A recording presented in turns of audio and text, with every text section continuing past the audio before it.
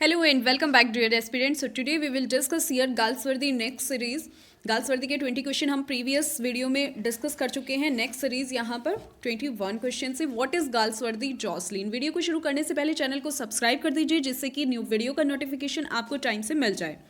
So next question, what is Galsworthy Jocelyn. A novel, an essay, a drama, a poem. So यहाँ पर right answer हो जाता है Jocelyn Galsworthy का novel माना जाता है. ठीक है, ये एक नॉवल था जिसको गाल्सवर्दी ने अपने स्यूडोनिम से लिखा था. स्यूडोनिम मीन्स जो उनका पेन नेम वो यूज़ करते थे 1898 में, तब ये पब्लिश हुआ था एक स्मॉल एडिशन में. ये एक पैशनेट स्टोरी है. ठीक है, इसको दोबारा से पब्लिश नहीं कराया गया था, एक स्मॉल एडिशन में ही इसका जो है पब्लिकेशन हुआ था. ये जो स्टोरी है एक अवैध जो प्रेम है, इलिसिट लव, अवैध प्रेम की कहानी है जो कि हमें फोरसाइट सागा में आयरीन की कहानी में दिखाई देती है. ठीक है, और इसमें मीन्स यहाँ पर ये उसका आभास कराती है जैसा उन्होंने फोरसाइट सागा में आयरीन की स्टोरी को दिखाया है. ये एक अवैध प्रेम की कहानी है और इसमें जो गाल्सवर्दी की मैच्योरिटी है उसको दिखाया गया है. Okay, next question, Galsworthy is the country house present. TGT 2004 में पूछा गया क्वेश्चन है. गाल्सवर्दी का जो कंट्री हाउस है वो प्रेजेंट करता है the upper class, the lower class, the middle class या द इंडस्ट्रियल क्लास. ठीक है, तो ये जो गाल्सवर्दी का कंट्री हाउस है वो कौन सी क्लास यहाँ पर रिप्रेजेंट करता है. तो यहाँ पर जो गाल्सवर्दी का कंट्री हाउस है वो अपर क्लास को रिप्रेजेंट करता है. ठीक है, तो इसका राइट आंसर हो जाता है ए. जॉन गाल्सवर्दी का जो कंट्री हाउस है वो अपर क्लास की आलोचना वहाँ पर करते हुए दिखाई देता है.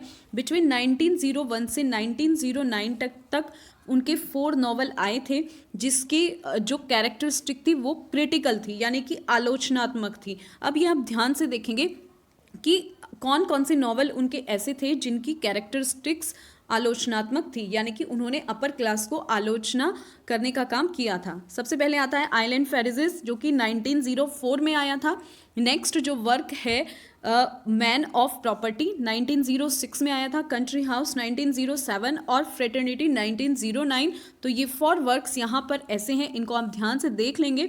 ये अपर क्लास का आलोचना करते हुए दिखाई देते हैं और यहाँ पर ये इनकी विशेषता हो जाती है. ये एक विशेषता रखते हैं जो अपर क्लास को क्रिटिसाइज करने का काम करते हैं. ये 4 प्लेस आप ध्यान रखेंगे.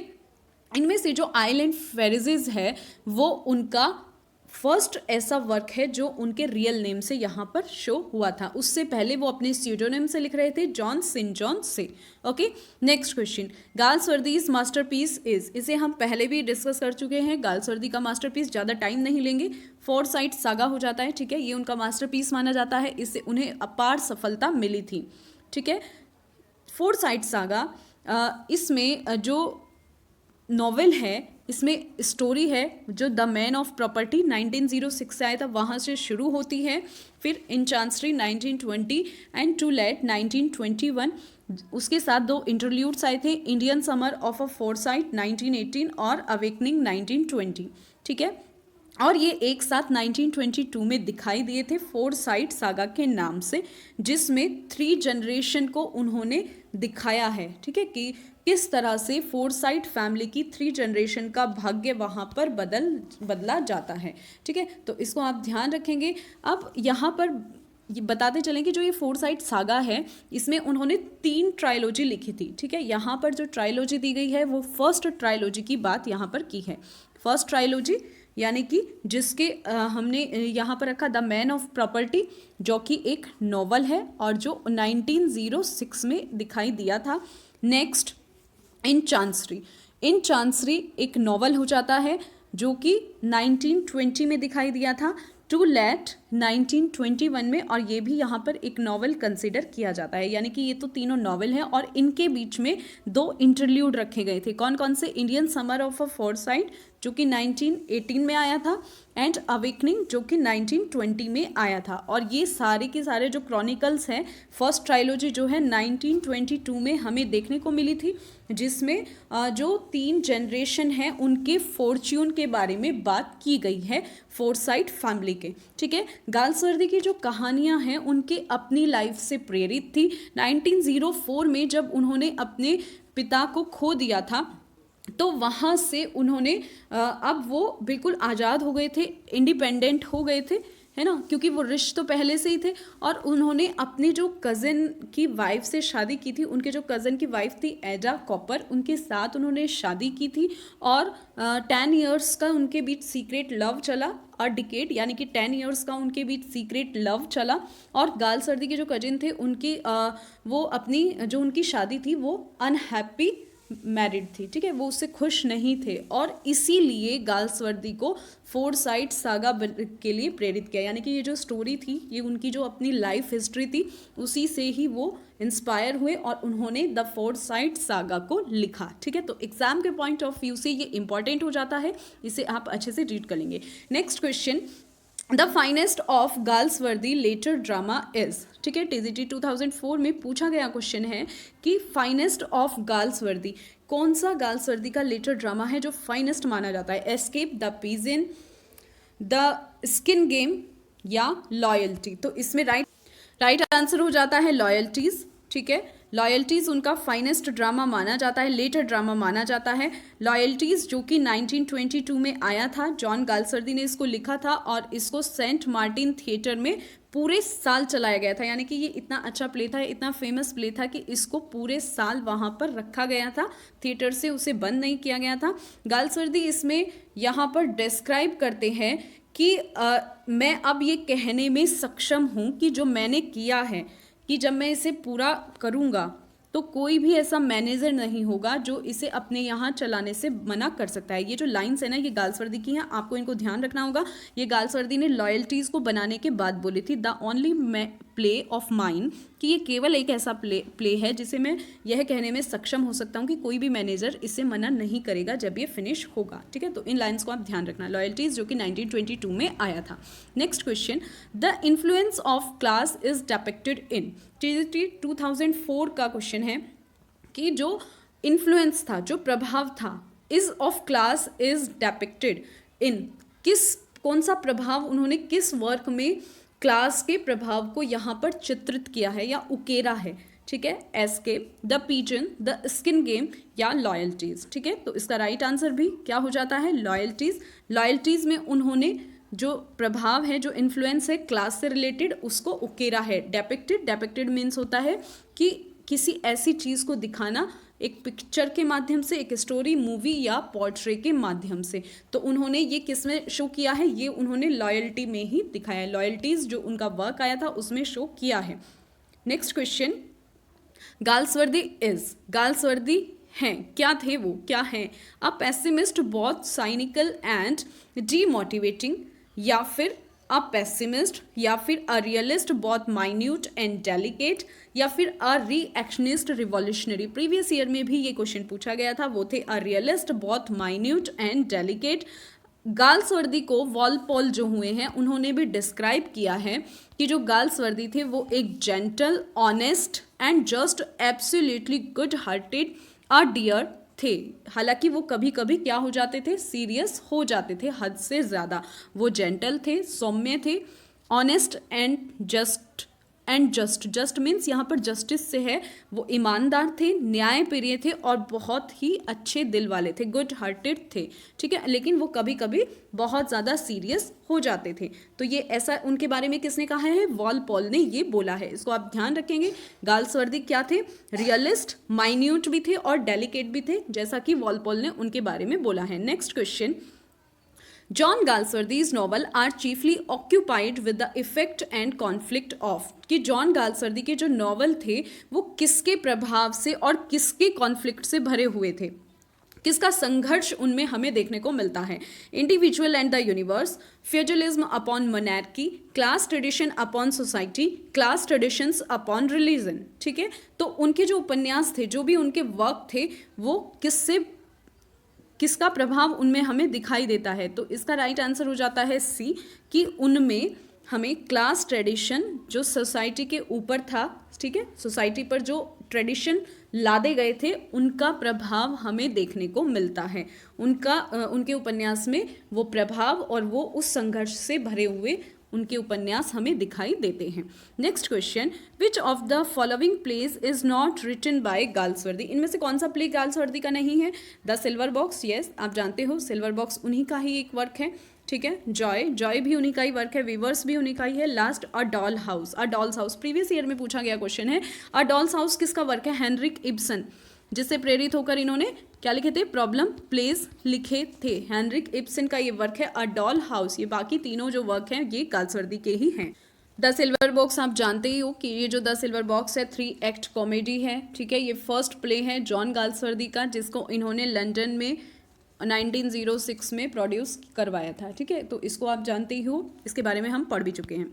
तो इसमें जॉय जो है, जॉय 1909 में दिखाई गई एक स्टोरी है जो कि एक यंग वुमेन होती है, उसके बारे में बताया गया है। ये स्टोरी 1909 में आती है। इसका सब टाइटल हो जाता है आई, ठीक है।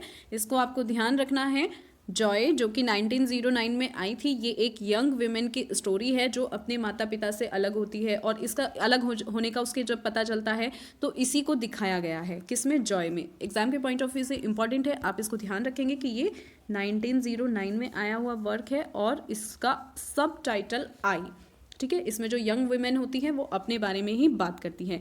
नेक्स्ट बात करते हैं वीवर्स प्ले है जो कि इनका 5 एक्ट्स में हमें दिखाई देता है, ठीक है। एक जर्मन जो प्ले राइट थे गेरार्ड हॉम्पटम 1892, ये हमें वहाँ से देखने को मिलता है, ओके। तो यहाँ पर हम बात करते हैं जॉय की। जॉय जो कि 1909 में दिखाया गया था, ठीक है।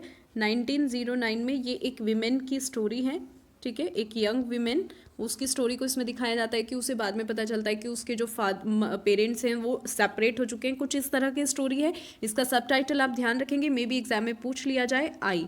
जॉय जो है एक यंग वुमेन के इर्द गिर्द घूमती हुई स्टोरी है, तो इसका सब टाइटल हो जाता है आई। एग्जाम के पॉइंट ऑफ व्यू से इंपॉर्टेंट पॉइंट है, आप इसको ध्यान रखेंगे, ठीक है। इसका सब टाइटल अगर पूछा जाए तो आई, यानी कि मैं, ठीक है। Next question, the little man written by Galsworthy is a an, कि जो लिटिल मैन लिखा गया था गाल्सवर्दी के द्वारा वो क्या है? एक तो ये जो लिटिल मैन लिखा गया था गाल्सवर्दी के द्वारा, ये एक 1 एक्ट प्ले है, यानी कि जिसमें सिर्फ एक ही एक्ट होता है, ठीक है। लिटिल मैन जिसको गाल्सवर्दी ने लिखा था वो 1 एक्ट प्ले यहाँ पर माना जाता है। Next question, which work of Galsworthy earn him the Nobel prize for literature? ये आपको पता है फोरसाइट सागा, इसके बारे में हम बहुत ज़्यादा डिस्कस भी कर चुके हैं, जो कि हमें क्रॉनिकल वे में दिखाई देता है। 3 ट्रायलॉजी उन्होंने लिखी थी इसके रिगार्डिंग। फर्स्ट ट्रायलॉजी जो आती है उसमें 3 नॉवेल्स और 2 वो इंटरल्यूड रखते हैं। 3 नॉवेल्स हैं और 2 इंटरल्यूड्स हैं। सेकेंड ट्रायलॉजी जिसको sequel to the Forsyte saga बोला जाता है, इसमें गाल्सवर्दी ने जो फोरसाइट सागा है वो अ मॉडर्न कॉमेडी लिखा था, ठीक है। 1924 में वो हमें देखने को मिलता है। इसमें भी इसमें भी इंटरल्यूड और नॉवल हमें देखने को मिलते हैं। इसमें 3 वर्क है, उनकी 3 वर्क की सीरीज देखने को मिलती है जिसमें इंटरल्यूड हैं और नॉवेल्स हैं। ये इन्होंने 1924 से 1928 तक लिखा था। इसमें भी 3 नॉवेल्स हमें देखने को मिलते हैं, ठीक है। 3 नॉवेल्स और 2 इंटरल्यूड देखने को मिलते हैं। बिल्कुल फर्स्ट में भी 3 नॉवेल्स और 2 इंटरल्यूड हमें देखने को मिलते हैं। तो फोरसाइट सागा उनका मास्टरपीस माना जाता है और ये उन्हीं की लाइफ से प्रेरित एक वर्क था। थर्ड ट्रायलॉजी भी यहाँ पर दिखाई देती है। थर्ड ट्रायलॉजी में भी उन्होंने यहाँ पर एंड ऑफ द चैप्टर नाम से लिखे हैं, जिसमें मेड इन वेटिंग और second chapter flowering wilderness and over the river, इस तरह से करके वर्क लिखे थे, ठीक है। तो आप इनको ध्यान रखेंगे। और अगर ये अच्छे से आपको समझने हैं तो जो प्रीवियस वीडियोस गाल्सवर्दी की वहाँ पर अपलोड की गई हैं, आप चैनल पर जाकर गाल्सवर्दी की जो वीडियोस हैं उन्हें चेक कर सकते हैं। वहाँ पर मैंने बहुत ब्रीफली इसको डिस्कस किया है, ठीक है। Next question, the world is a fine place for those who go out to take it, there is lots of unknown stuff in yet, ठीक है। कि दुनिया उन लोगों के लिए अच्छी है जो इसे लेने के लिए बाहर जाते हैं। There is lots of unknown stuff, और इसमें बहुत सारे अननोन स्टफ है, यानी कि अभी मतलब हमें सब कुछ पता नहीं होता है और जो बाहर घूमते हैं उन्हीं को सब कुछ पता होता है। तो इसमें ये कहाँ से ली गई हैं lines? A man of Devon, justice या द सिल्वर बॉक्स, ठीक है। तो ये जो लाइन है अ मैन ऑफ डेवन से ली गई हैं गाल्सवर्दी ने। ये एक कलेक्शन है 4 स्टोरीज़ का, इसको आप ध्यान से रीड करेंगे। ये एक कलेक्शन है 4 टेल्स का, 4 स्टोरीज़ का। लास्ट बुक जो गाल्सवर्दी ने लिखी थी जॉन सेंट जॉन स्यूडोनिम से अ मैन ऑफ डेवन, इसका राइट आंसर हो जाता है। इसमें 4 टेल्स कहीं कहीं हैं, ठीक है, एग्जाम के पॉइंट ऑफ व्यू से ध्यान रखेंगे। और ये जो अ मैन ऑफ डेवन है इसको नॉवेल कैटेगरी में रखा जाता है। ये एक नॉवेल है जो कि 1901 में आया था, ठीक है, इसको मैं एक बार और लिख देती हूँ।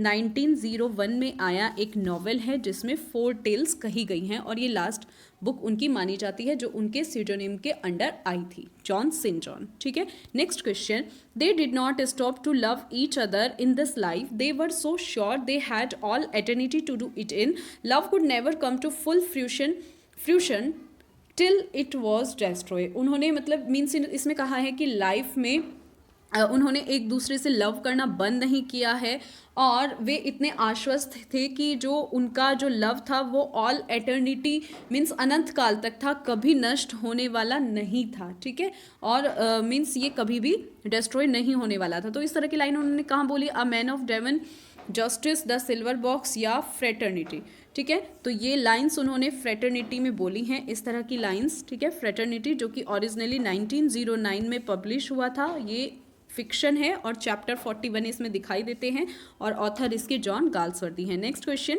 Justice is a machine that when someone has once given it the starting push rolls on of itself, यानी कि जस्टिस एक ऐसी मशीन है कि कोई एक बार अगर इसको पुश करता है तो वो अपने आप से रोल हो जाती है, यानी कि स्टार्ट हो जाती है। A man of Devon, justice, silver box या फ्रेटर्निटी, ये आपको अच्छे से पता होगा कि ये जस्टिस से लाइन ली गई है क्योंकि उसी तरह की है जस्टिस जो कि गाल्सवर्दी ने 1910 में लिखा था। ये एक ब्रिटिश राइटर थे और इन्होंने इसमें एक कैंपेन चलाया था जिसमें जो ब्रिटिश प्रिजन थे उनकी स्थिति को यहाँ पर कैसे सुधारा जा सकता है, इस अभियान का वो हिस्सा थे, ठीक है। Next question, it is not enough to love people because they are good to you, ठीक है, और because in some way or other you are going to get something by it, we have to love because we love loving, ठीक है। लोगों से love करना enough नहीं है क्योंकि वो आपके लिए अच्छे हैं या क्योंकि इस किसी तरह से आपको कुछ मिलेगा आप इसलिए अच्छे बन जाते हो, हमें लव करना होगा क्योंकि हम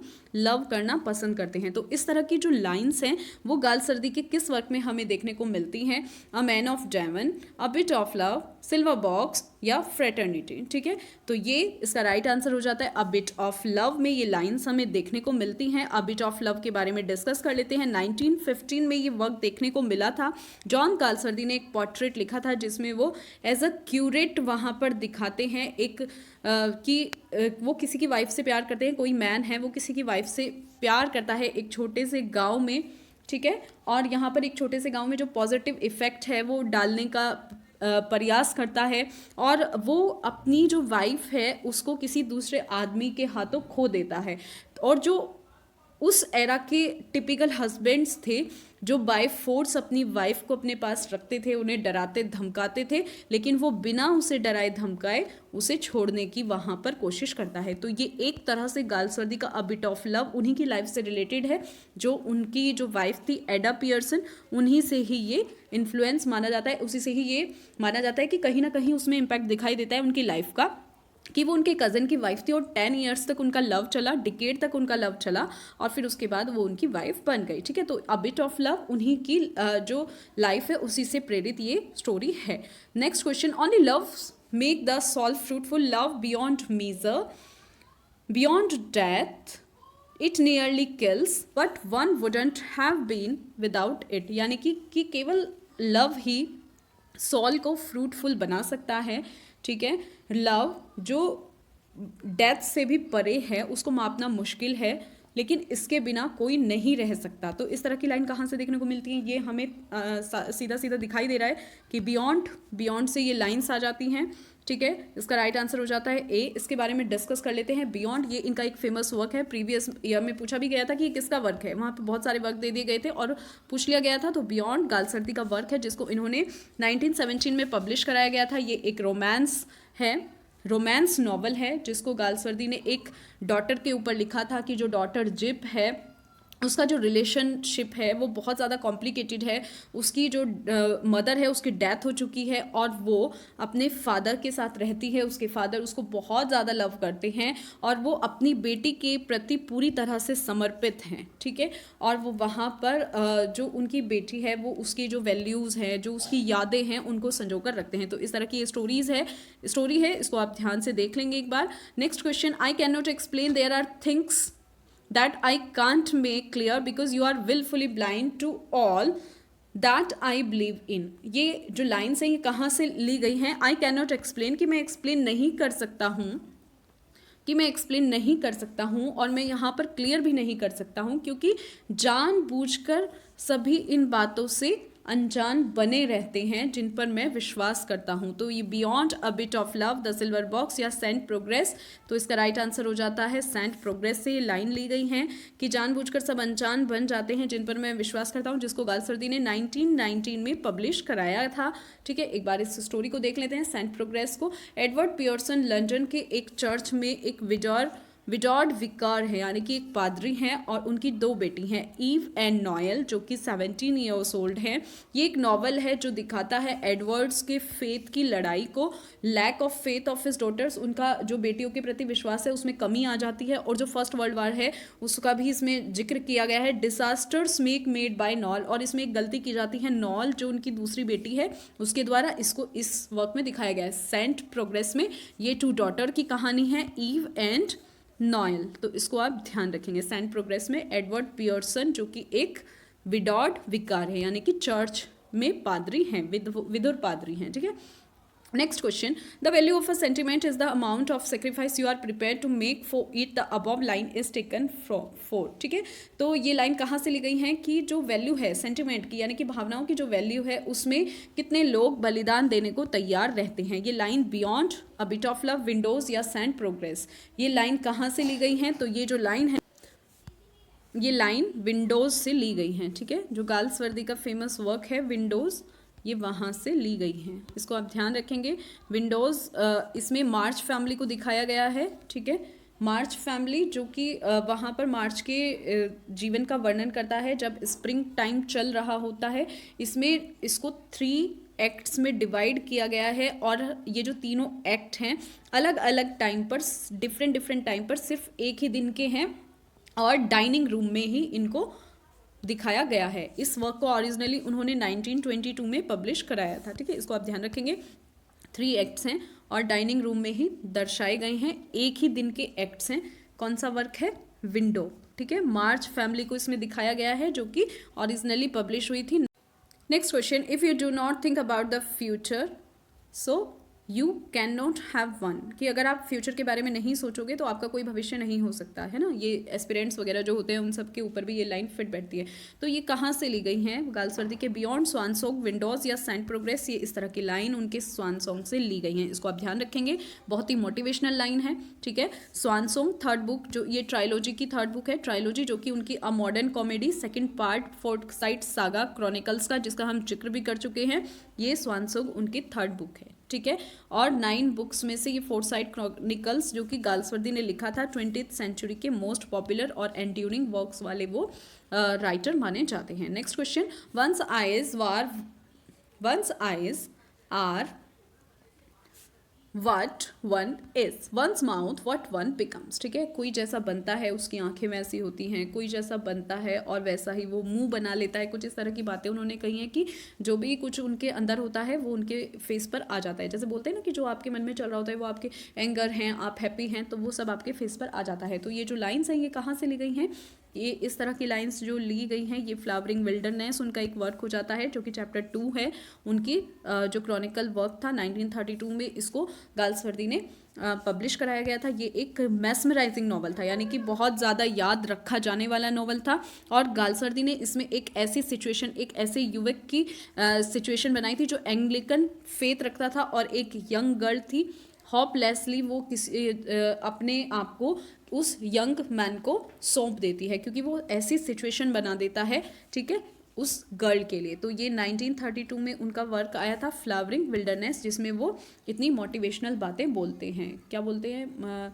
कि कोई जैसा बनता है उसकी आंखें वैसी होती हैं और कोई जैसा बनता है वैसा ही उसका मुंह बनता है, मीन्स जो एक्सप्रेशन है वो सब उसके फेस पर दिखाई दे जाते हैं। Next question, he is but a poor philosopher, वह एक पुअर फिलोसफर है, who holds a view so narrow as to exclude forms not to his taste, who said that? John Galsworthy, Thomas Hardy, Bernard Shaw, D.H. Lawrence. तो ये right answer हो जाता है John Galsworthy.